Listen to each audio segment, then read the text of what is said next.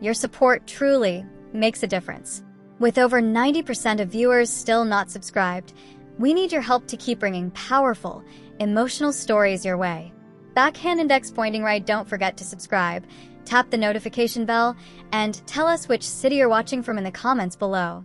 Cloud with Rain in the heart of Crest Hill, a city that pulsed with life and unpredictability.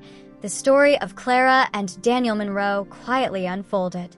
They had been married for 6 years. What had started as a passionate love story, full of laughter, dreams, and late-night conversations, had slowly dissolved into routine. The fire that once burned between them now flickered faintly in the shadows of daily responsibilities. Clara had once been a vibrant young woman, brimming with ambition. She met Daniel during her college years, and their whirlwind romance had felt like something out of a novel. But reality has a way of rewriting fairy tales. Over time, work stress, bills, and obligations began to chip away at the excitement that once defined their bond.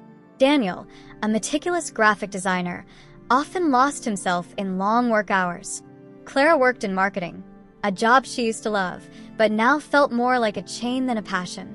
Their home, once filled with joy, had grown silent. Their conversations had become practical, their laughter rare. Clara found herself yearning for the spark they had lost. She filled her days with hobbies, social gatherings, and deadlines. But every night, she came back to a life that felt empty. Cloud with Rain, then came the rainy afternoon that changed everything. At a marketing conference, Clara wandered alone during a break, absent-mindedly walking through the bustling exhibition hall. That's when she saw him, Noah, her college ex-boyfriend. He stood at a booth, talking to a group of attendees, his signature smile still lighting up his face. He hadn't changed much. The sight of him hit her like a wave of nostalgia. "Noah, is that you?" Clara asked, stunned. He turned, just as surprised. "Clara, wow, it's been forever." They fell into conversation like no time had passed, laughing about college memories, wild nights, and shared dreams. Clara felt alive in a way she hadn't in years. The connection between them was still there, undeniably electric. "Want to grab coffee after this?" Noah asked, his eyes glinting with that same old mischief. "I'd love that," Clara replied, her heart unexpectedly fluttering. Hot beverage that evening, they sat in a quiet cafe, talking for hours. The conversation flowed effortlessly. Clara laughed more than she had in months. Noah leaned in and said, "You were always the dreamer. What happened to that girl?" Clara paused, her smile faltering. "Life happened. I got busy surviving and forgot to keep dreaming." "It's never too late," he said softly. "You still have time to chase what matters." His words stirred something in her, a mix of longing, regret, and curiosity. The tension between them was undeniable. For the first time in years, she felt seen. "I've missed this," Clara whispered. "Feeling like me?" Noah reached out, gently resting his hand over hers. "You deserve to feel that every day." In that small moment, surrounded by the hum of the cafe and the storm outside, the world seemed to disappear. Clara felt a warmth she hadn't known in years. Cloud days turned into weeks. Their coffee meetings became regular. Friendly chats turned into long conversations filled with laughter and dreams. She knew she was crossing emotional lines, even if nothing physical had happened yet. Clara loved Daniel, but her time with Noah awakened a forgotten part of her soul. The guilt weighed heavy, yet the thrill pulled her deeper. One evening, as they strolled through a park after dinner, Noah suddenly stopped. "Clara, I know this might be crazy, but there's something real between us. I know you're married, but I can't keep pretending these feelings aren't there." Clara's heart pounded. I don't know," she stammered, her voice trembling. He tucked a strand of hair behind her ear. "Just think about it. You deserve happiness. Real happiness." Their faces hovered inches apart. The world held its breath. That night, Clara returned home lost in thought. Her heart was torn between the comfort of a loyal love and the dangerous spark of something new. She stood at the edge of a choice, and whatever she decided next would change everything.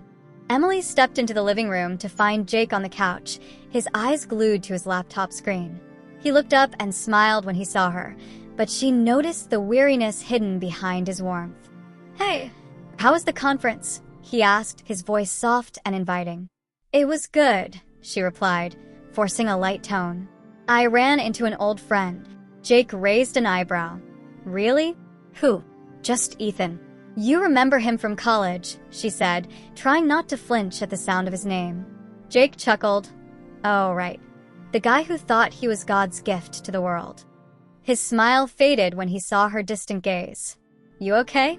You seem off." "I'm fine," she lied, sitting down beside him. But inside, her emotions churned.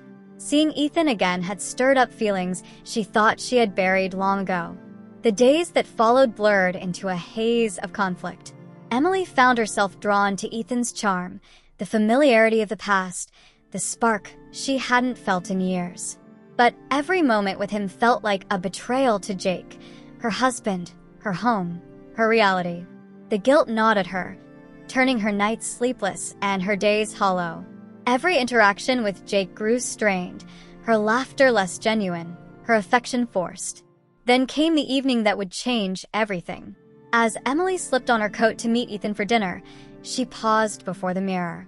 The reflection staring back was of a woman she barely recognized, eyes clouded with confusion, mouth set in uncertainty. Somewhere along the way, she had begun to lose herself. At the restaurant, Ethan stood as she approached, his smile bright and effortless.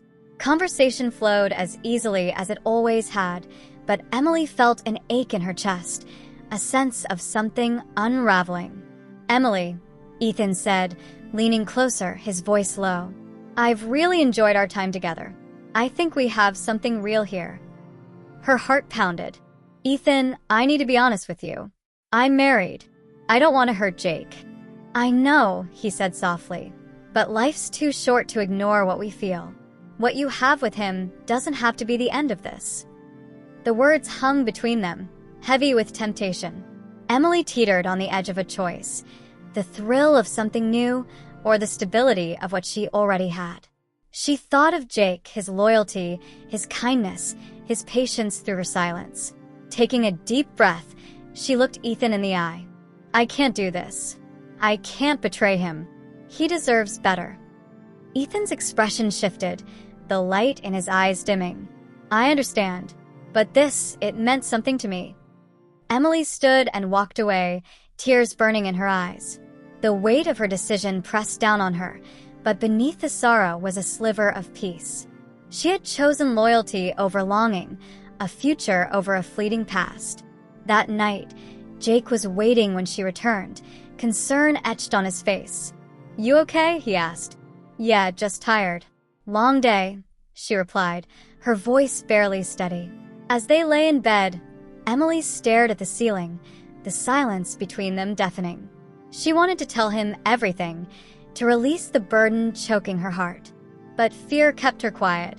What if the truth destroyed everything? Days turned into weeks. The tension between them thickened. Guilt clung to her like a shadow. Each time she saw Ethan again, she promised herself it would be the last, and each time, she broke that promise. Jake felt the change. "Emily," he said one evening as they sat across from each other at dinner, "we need to talk." She looked up, trying to remain composed. "About what?" "About us," he said gently. "You've been distant. It feels like you're slipping away." Her stomach knotted. She wanted to confess it all. Every meeting, every stolen glance, but the words wouldn't come. "I'm just tired," she said weakly. "Work's been overwhelming." Jake nodded, but his eyes searched hers, unconvinced. "I miss us, the way we used to be." Her chest tightened. She missed them too. The simplicity, the safety, the love that once anchored her. Still, she kept seeing Ethan. The connection they shared was electric, undeniable. But so was the guilt, growing heavier with each lie. One evening, in the quiet corner of a dimly lit bar, Ethan leaned in close again. "I can't keep doing this in the shadows," he whispered. "I want more. I want you. I'm married. she said again, her voice brittle with sorrow. You deserve to be happy, he insisted, and I can give that to you. For a moment, she imagined it a new life, a clean slate. But then she saw Jake's face, his quiet love, his unshaken belief in her. I need time, she murmured, rising to leave. The following week, her turmoil reached its peak. Every smile from Jake felt like a wound. Every "I love you," a reminder of how she'd failed him. One evening, she came home to find him sitting on the couch, an old framed photo of them in his hands, from a happier time. Emily, he said, his voice breaking, can we please talk? She stood frozen in the doorway. About what? She asked, though she already knew. About us. I can't shake the feeling that you're hiding something from me, Jake said, his eyes locked on Emily's. Her heart thudded in her chest. The pain in his voice, the vulnerability in his gaze, it all shattered her inside. The cracks in their relationship were no longer invisible, and she knew they were her doing. The urge to confess rose like a wave inside her, but fear anchored her in silence. I'm not hiding anything, Jake. I promise, she replied. The lie tasted bitter on her tongue. Emily, I love you, he said, his voice trembling. I can't lose you, but I also can't keep pretending everything's fine when it's not. Tears welled up in her eyes. The weight of her betrayal was unbearable. I know, she whispered. I'm just scared. Scared of what? He asked gently, his expression softening. Scared of losing you, she admitted, her voice cracking as guilt surged through her. Jake reached out, taking her hand. Then let me in. Whatever it is, we'll face it together. In that moment, the walls Emily had so carefully built began to crumble. She stood at a crossroads, between the adrenaline of secrecy and the love she'd always known. The next day, Emily sat across from Ethan at their usual cafe. Her stomach churned with nerves, but her mind was made up. Ethan, I can't keep doing this, she said, voice trembling. I need to be honest. He furrowed his brows, confused. What do you mean? I love my husband, but I've been unfaithful, and I can't live like this anymore, she confessed, tears rolling down her cheeks. What we had, it was exciting, but it's not worth losing everything. Ethan's face hardened, disappointment flickering in his eyes. I thought we had something real. I thought you wanted to be with me. I did, she said honestly, but not anymore.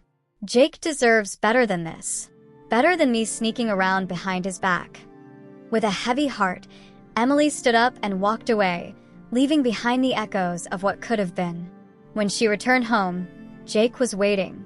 Are you okay? He asked, concern etched into his features. You look upset. I need to talk to you, she said, her voice shaking. They sat down, and Emily took a deep breath. I haven't been honest with you, Jake, and it's time I tell you everything. She spoke the truth about Ethan, the thrill, the guilt, the regret. She laid it all bare. Jake's face fell as the hurt and betrayal washed over him. Why didn't you tell me sooner? He asked, barely above a whisper. I was scared. I thought I could handle it on my own. I didn't want to hurt you, she sobbed. Jake stood, his face unreadable. You've shattered my trust, Emily. I don't even know how to begin processing this. Emily felt her world collapse. She had taken something beautiful and tainted it for a fleeting illusion of excitement. The days that followed were silent and strained. Their home, once filled with laughter, now echoed with pain. But neither walked away. They started couples therapy. Each session forced them to confront hard truths about betrayal, about longing, about everything left unsaid. I just don't understand how you could do this, Jake said during one painful evening, his voice raw. I trusted you. I broke that trust, Emily admitted. And I can't undo the past. But I'm willing to do everything it takes to rebuild what we had. Jake remained guarded, but slowly, something shifted. He began sharing his pain, his confusion, his grief. And Emily listened, really listened. Weeks turned into months. They worked at their relationship, piece by fragile piece. They relearned how to communicate. They started noticing the little things again. The way he smiled when she made coffee, the way she looked at him when he wasn't watching. One evening, sitting on the couch, Emily took Jake's hand in hers. "I know this won't be easy," she said, "but I'm committed to us. To healing. To growing. I love you, Jake." Jake looked at her, the pain in his eyes dimmed by something softer. Hope. He squeezed her hand gently.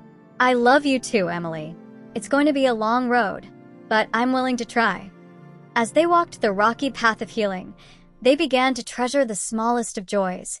Cooking dinner together, watching old movies, sitting in silence, without needing to fill it. Emily learned what it truly meant to be honest, to be vulnerable, to love with accountability. The thrill of the past faded, replaced by a deeper bond born of resilience and hard-won understanding. Months later, as they stood on a balcony overlooking the city, the sun setting behind the skyline, Jake wrapped his arms around her waist. "I'm proud of us," he said. "We've come a long way." "Yeah, we have," Emily replied, a peaceful smile on her face. "I never want to lose sight of what we have again." The shadows of the past lingered, but they no longer defined them. They had faced the storm, and though scarred, they had survived. Together. And in that moment, Emily felt something she hadn't in a long time: gratitude. For love rediscovered. For forgiveness. For second chances.